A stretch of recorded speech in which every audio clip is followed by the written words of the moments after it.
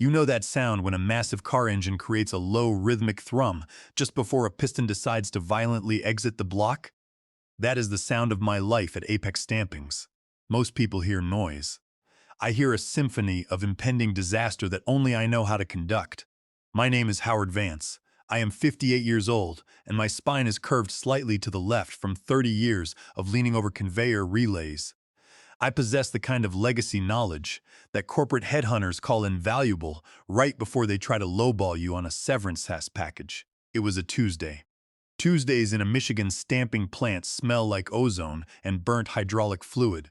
It is a perfume you cannot buy at any store, and frankly, it smells much better than the desperation radiating off the new management team. I was standing at Station 4 on Line 3. Line 3 is my problem child. It is a 20-year-old assembly system that likes to drift out of sync if the humidity in the plant drops below 40%. I do not look at a dashboard to know this. I feel it in the floorboards. The vibration changes from a steady waltz to a clumsy stumble. I was tightening a sensor bracket a quarter turn, not a millimeter more, or the optical reader throws a fit. That was when I felt a presence behind me. It was not the heavy, plodding tread of a shift worker in steel-toed boots. It was the frantic, clicking tap dance of expensive Italian loafers that had never touched anything grittier than a plush conference room carpet. I did not turn around immediately. "You are standing in the yellow safety zone," I said to the air. "Unless you are rated for high-voltage maintenance, you are about 3 inches from violating company safety protocols and voiding your life insurance policy." "Howard, right? The legacy specialist," a voice said. I turned around. It was Julian Drake, our new operations director. He looked like he was freshly hatched from an MBA incubator. He had smooth skin, teeth that were suspiciously white, and a suit that cost more than my first truck. He was holding a tablet like it was a stone tablet of divine law, and he was looking at my grease-stained coveralls with a mixture of amusement and mild disgust. He looked like the kind of guy who calls a hard day of work a 90-minute Zoom call where the Wi-Fi lagged. "System specialist," I corrected, wiping a smudge of lithium grease onto a rag that had seen better decades. "And you must be the new modernization director corporate sent down to explain to us why we need to do more with less." "Julian," he said, offering a hand that looked soft enough to bruise if I gripped it too hard. I did not take it. I just held up my oily wrench. He retracted his hand, wiping it on his pants reflexively. "And actually, Howard, my title is Director of Modernization. We are looking to pivot." "Pivot," I repeated. The word tasted like aluminum foil. "Is that fancy talk for fixing things that are not broken?" He laughed. It was a hollow, dry sound. "That is the thing about legacy mindsets, Howard. You see something that is not broken. I see something that is inefficient. I have been reviewing the productivity logs. You spend 40% of your time on manual overrides for Line 3. That is wasted bandwidth. We need automation that automates the automation." I stared at him. I wanted to explain that Line 3 was not just a machine. It was a collection of quirks and patches that had evolved over 2 decades of constant operation. I wanted to explain that the manual overrides were me finessing a firmware conflict that the original manufacturer stopped supporting when the Bush administration was in office. But I knew he would not hear me. He was listening to the podcast in his head, where he is the hero who saves the quarterly earnings report. "We have a meeting in 20 minutes, Julian said, tapping his tablet. "All senior staff. I am unveiling the new modernization roadmap. I think you will find it illuminating." "I will be there," I said. As soon as I convinced Line 3 not to eat the next pallet of sheet metal, he walked away, stepping delicately over a coil of pneumatic hose like it was a viper. I watched him go, and my gut tightened. It was not the usual stress of the job. It was the feeling you get when you see a cold storm front rolling in over the lake, gray, heavy, and inevitable. I finished the adjustment on the sensor. The line hummed back into a perfect rhythm. I patted the safety cage. "Don't worry, girl," I whispered. "I won't let the shiny man hurt you." But as I walked toward the conference room, wiping my hands, I could not shake the feeling. I stopped by my locker. Inside, hidden behind a stack of manuals for a control system that went obsolete in 2012, was a small, unassuming USB drive. It was a backup of a backup, a ghost image of the entire plant logic architecture that I had compiled over years of late nights. It contained every patch, every line of custom code that held this rust bucket together. I looked at it then. For the first time in 5 years, I took it out of the locker and slipped it into my pocket. It felt heavy. The conference room was air-conditioned to a frigid 68 degrees. The rest of the old guard was there. Carlos from maintenance, Diana from QC, and Big Pete, the floor foreman. They all looked tired. They looked like people who knew the axe was swinging but did not know whose neck was on the block. Julian stood at the head of the table. Behind him, a presentation glowed with words like synergy, holistic and right sizing. Welcome team, Julian beamed. He did not sit, he paced. I have spent the last 2 weeks observing, and I have to be honest, I am shocked. Shocked at the reliance on tribal knowledge. We have critical dependencies on single individuals. His eyes slid over to me. If Howard here gets hit by a bus, line 3 stops. If Carlos wins the lottery, the heavy presses die. This is an unacceptable business risk. We are moving to a fully standardized, cloud-based ERP system. No more manual patches. No more magic touch. We are digitizing the floor. Carlos raised a hand. His knuckles were scarred and thick. Sir, with all due respect, the cloud does not know that the hydraulic seals on press 4 expand differently in January than they do in July. The sensors do not catch that. We do. Julian smiled. It was a cold smile. That is exactly the problem, Carlos. You are relying on feel. We need data, and we are going to get it. Starting today, we are auditing all contracts. We are looking for redundancies. The room went silent. I sat perfectly still, my hand in my pocket, my fingers brushing against the cool plastic of the USB drive. Howard, Julian said, and the room seemed to shrink. Since your role is primarily maintenance of legacy systems, and since we are eliminating those legacy systems, HR will be setting up a meeting with you later today to discuss your transition. Transition, I said flatly. It is a standard review, he said, waving a hand dismissively. Just paperwork. But we need to look at the budget. Senior specialists are an expensive luxury. In the modern age, we do not need artisans, we need operators. I did not blink. I did not scream. I did not throw my chair through the window, even though the urge was strong. I just nodded slowly. Understood, I said. My voice was calm, terrifyingly calm. Great, Julian clapped his hands. Out with the old, in with the new. Meeting adjourned. As the team filed out, Carlos squeezed my shoulder. This is nonsense, Howard, he muttered.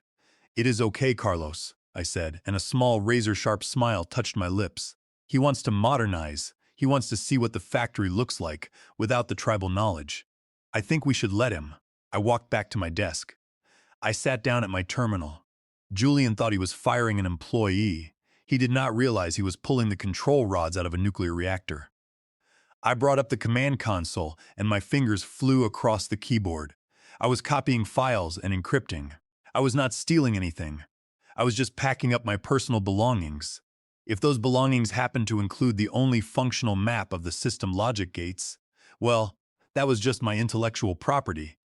I leaned back in my chair. The factory floor rumbled beneath me. Okay, Julian, I whispered to the screen. You want to drive? Here are the keys. I hope you know how to drive a manual. The Human Resources office always smelled like vanilla air freshener, masking the scent of crushed dreams.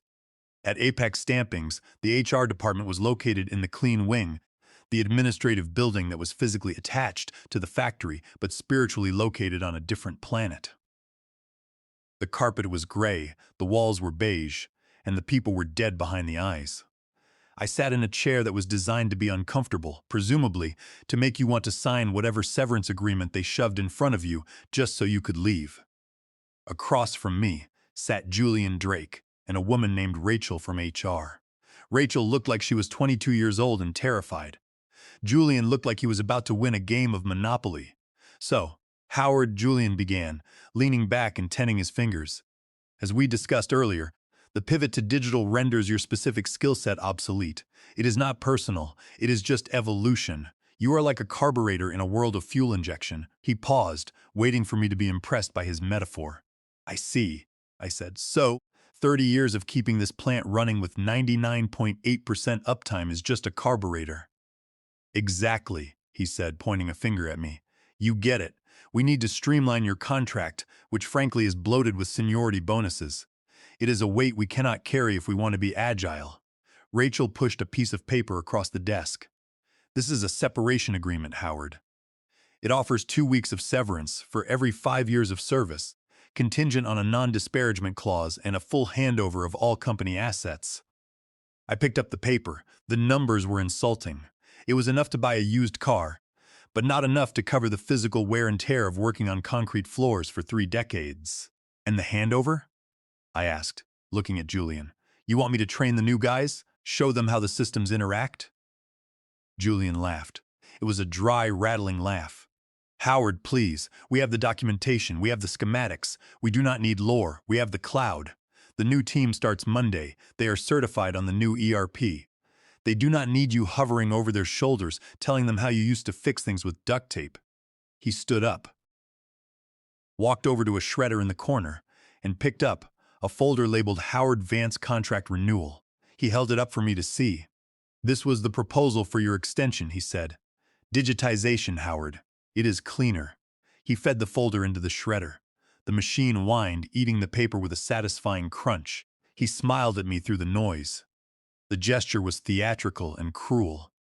If he had shown even an ounce of respect, I might have warned him. I might have told him about the thermal limits on press 4. I might have mentioned that the cooling pumps on the roof need to be rebooted manually after a major thunderstorm.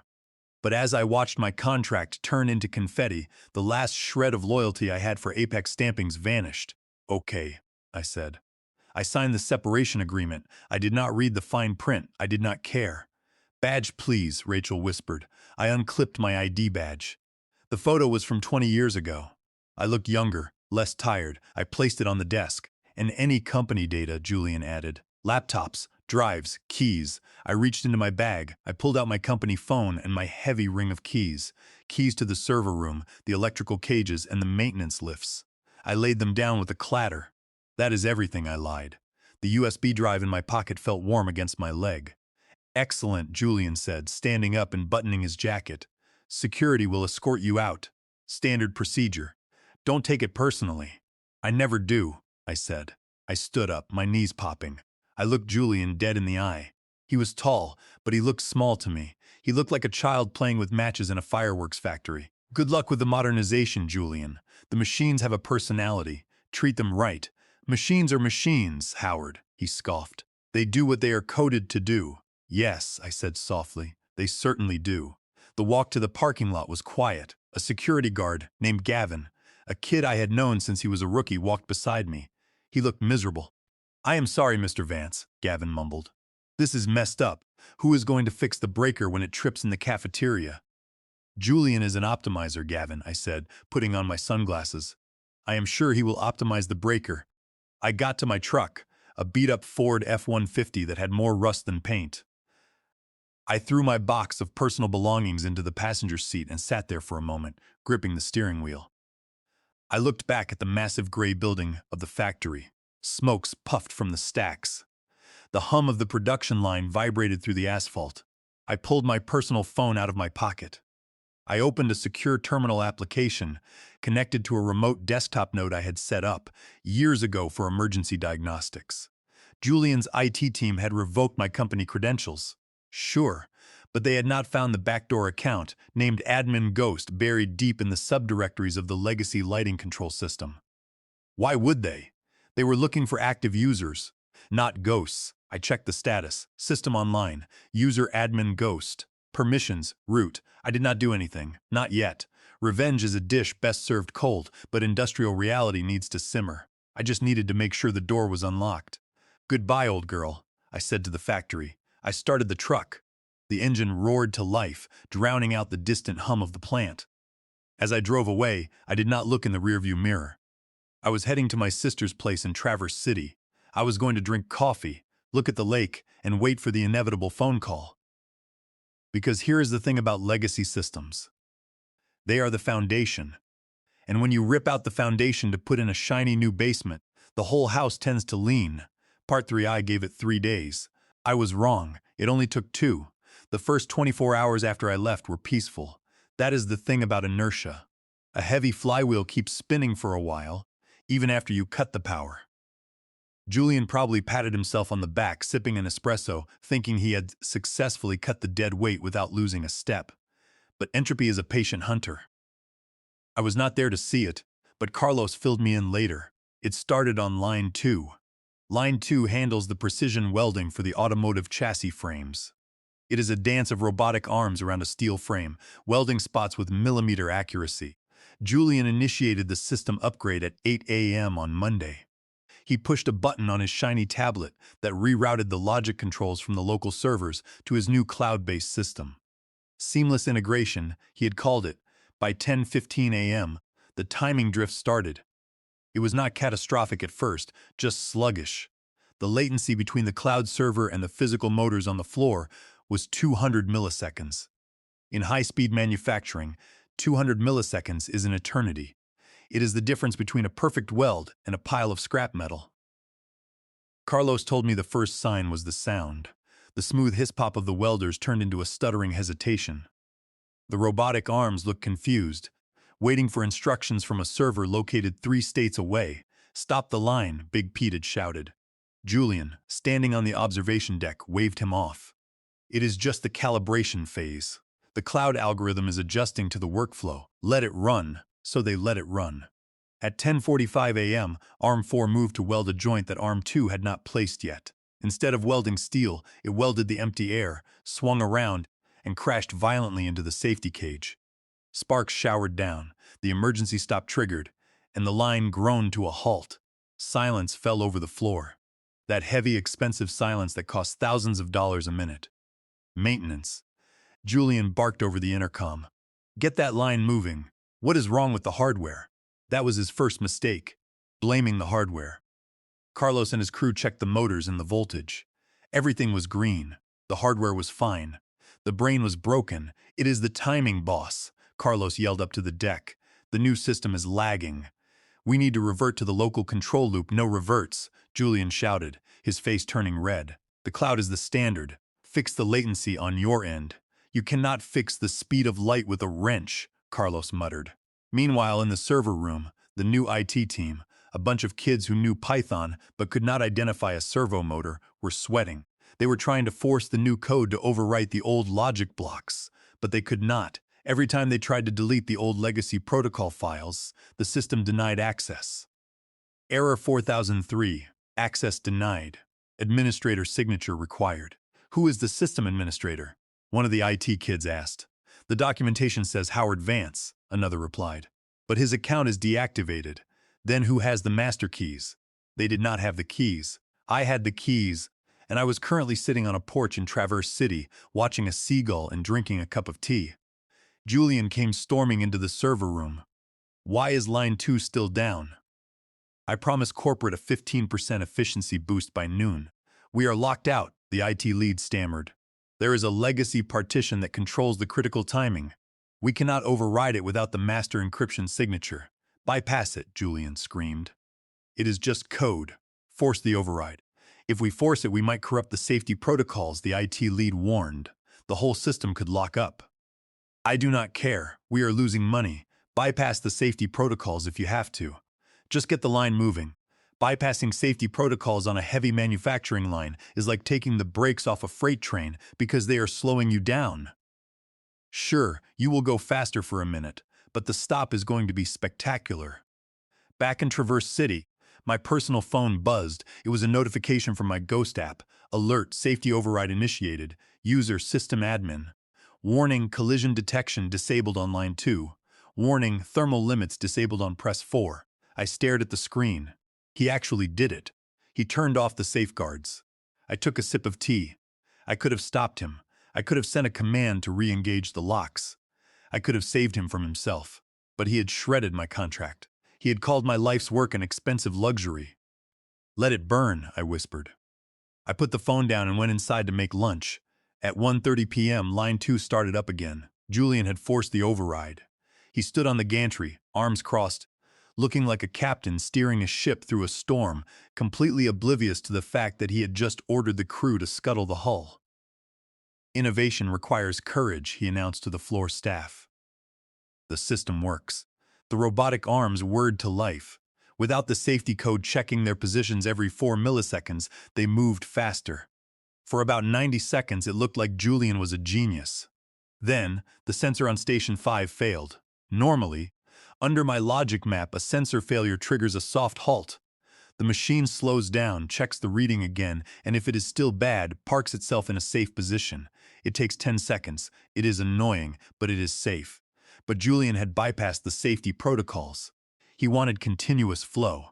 So when the sensor failed to report the position of a car door chassis, the robot did not pause. It assumed the door was where it was supposed to be. It swung a high-torque welding gun forward at 6 feet per second. The door was not there, but the hydraulic clamp for the next station was. The collision was deafening. The robot arm drove the welding gun right through the heavy clamp, shearing off a titanium bolt and bending the robot's primary axle shaft. The sound was like a gunshot, followed by the scream of tearing metal. Hydraulic fluid sprayed across the aisle like oil from a punctured well. The machine seized, and a fire alarm blared as the fluid hit a hot, welding tip and ignited. "Fire!" Carlos screamed, grabbing an extinguisher. The crew battled the small blaze, destroying thousands of dollars of raw material with chemical foam. Julian stood frozen on the deck. His face was pale. The efficiency boost had just turned into a catastrophic failure. An hour later, the damage report came in. Robot axis destroyed, replacement cost $22,000. Hydraulic clamp lost, cost $6,000. Downtime estimate, 48 hours minimum. And then the phone rang. It was the red phone on the wall of the manager's office. It was the CEO, Mr. Charles Barlow. Mr. Barlow did not understand code, but he understood numbers, and he had a dashboard on his desk that showed real-time production output. That dashboard had just flatlined. Julian answered, his voice cracking. "Sir, we encountered a minor hardware anomaly during the migration. A sensor malfunction." "A sensor?" Mr. Barlow barked. "We replaced those sensors 6 months ago. Howard Vance handled that project. He told me they were good for 5 years. The name hung in the air. Well, Howard is not here to verify that," Julian deflected. "And frankly, his legacy configuration might have masked the defect, mazed it, or managed it." Mr. Barlow asked. "I was told this transition would be seamless." "You told me Howard was redundant. Right now, that redundancy is costing me $30,000 an hour. It is a hiccup, sir. We will have it back online by second shift." "You better," Mr. Barlow growled, "because if we miss the shipment on Friday, it is not going to be a sensor we replace." The line went dead. Julian slammed the receiver down and turned to the IT lead. "Fix it." "Why did the override fail?" "It did not fail, sir," the IT lead whispered. "It did exactly what you told it to do. It ignored the error. But looking at the logs, the system tried to access a safety subroutine. The path was blocked because we revoked the user permissions for Howard Vance." "Scrub it," Julian hissed. "Delete all references to his files. Build a new safety patch from scratch. I do not want his ghost in my machines. Sir, writing a new safety kernel from scratch takes weeks. You have until tomorrow morning. By Wednesday morning, the factory felt like a hospital ward where the patient is crashing. Line 2 was still down. Line 1 was running at half speed because the operators were terrified. And Julian looked like he had aged 10 years. His suit was wrinkled and his confidence was gone. In the server room, the IT team was desperate. "We deleted the legacy profiles," the IT lead reported. "But every time we reboot the server, the profile restores itself from a hidden partition. The core kernel has a dependency. It checks for a master signature on boot up. If it does not find the architect key, it initiates a system restore to prevent data corruption. And the architect key is Howard's personal encryption token." "He did not just write the patches, sir. He built the operating system." Julian slammed his fist on the desk. "Wipe the drives. Factory reset." A grizzled technician named Hank spoke up from the back. "You do not want to do that, son. Factory reset means the settings from 1998. The robotic arms forget they have hands. You lose the calibration data for every machine on the floor." "I have a cloud backup," Julian yelled. "The cloud backup that failed to sync because of the latency issues?" Hank asked dryly. Julian paused. He was cornered.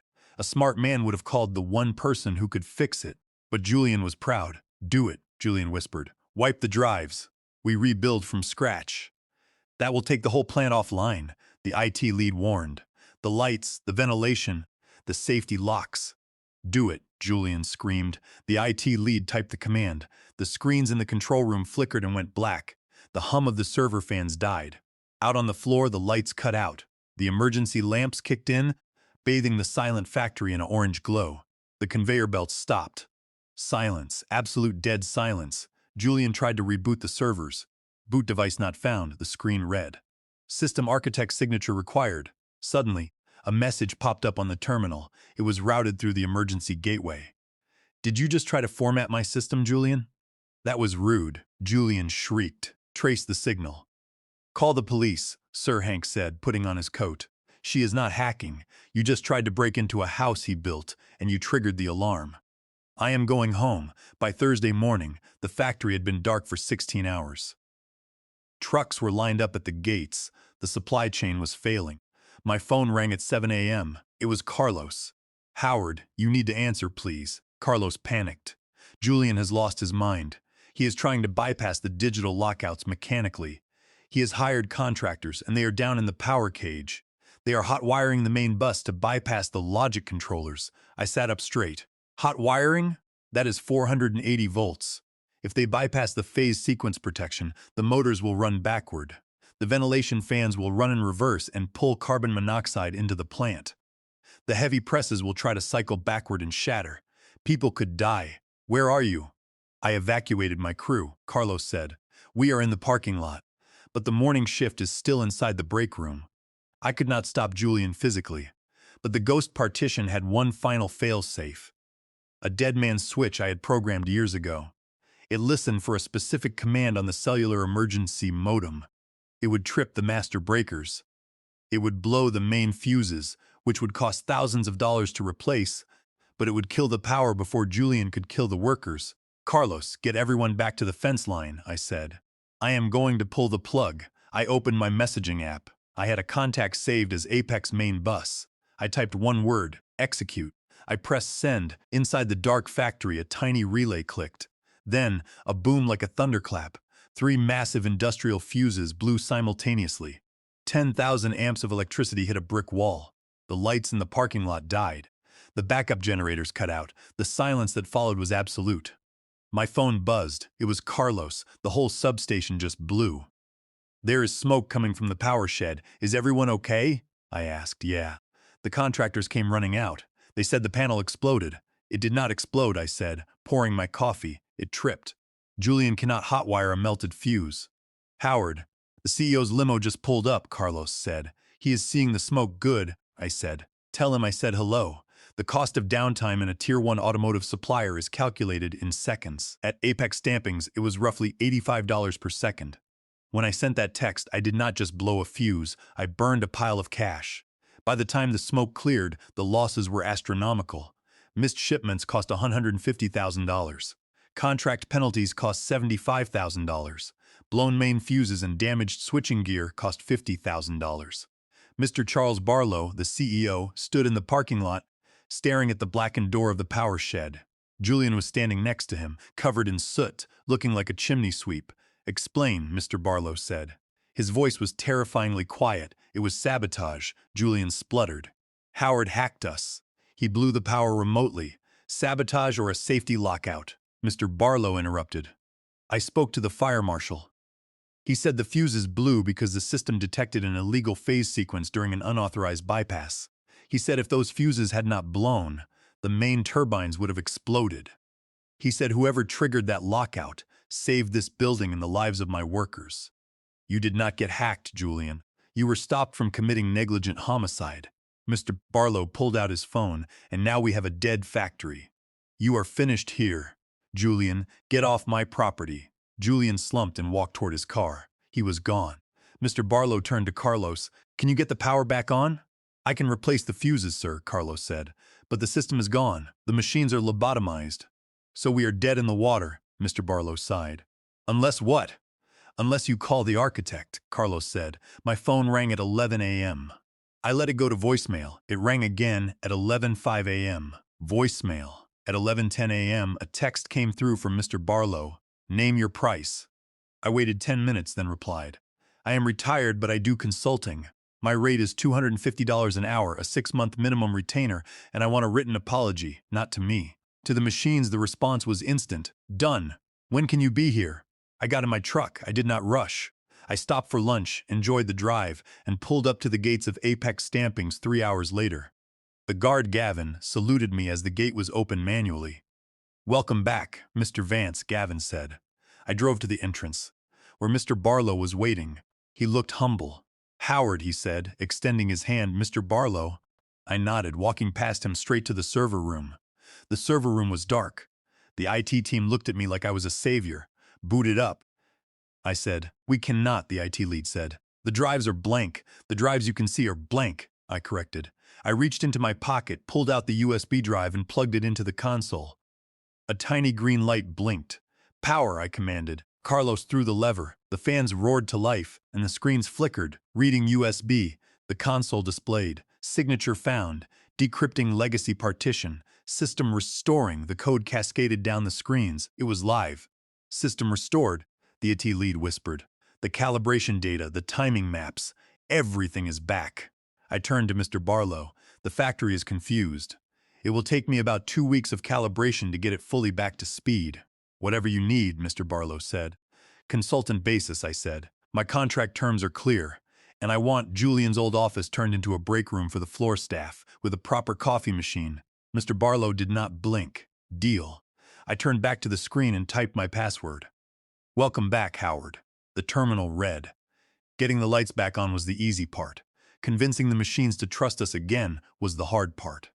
The next 3 days, I practically lived on the floor, working with Carlos to recalibrate the robotic arms. By Friday afternoon, the plant was back at 90% capacity. Mr. Barlow called a meeting on the factory floor, standing on a wooden crate. "I want to apologize," he said to the workers. "I listened to the wrong voice. I thought new meant better. I forgot that experience is the only thing you cannot download." He looked at me. "Howard Vance has agreed to stay on as our senior systems architect. He answers only to me." There was real applause from the floor, but I was not finished. I stepped forward. "Mr. Barlow, there is one more thing. The intellectual property." "What do you mean?" he asked. 12 years ago," I said, sliding a document across the table.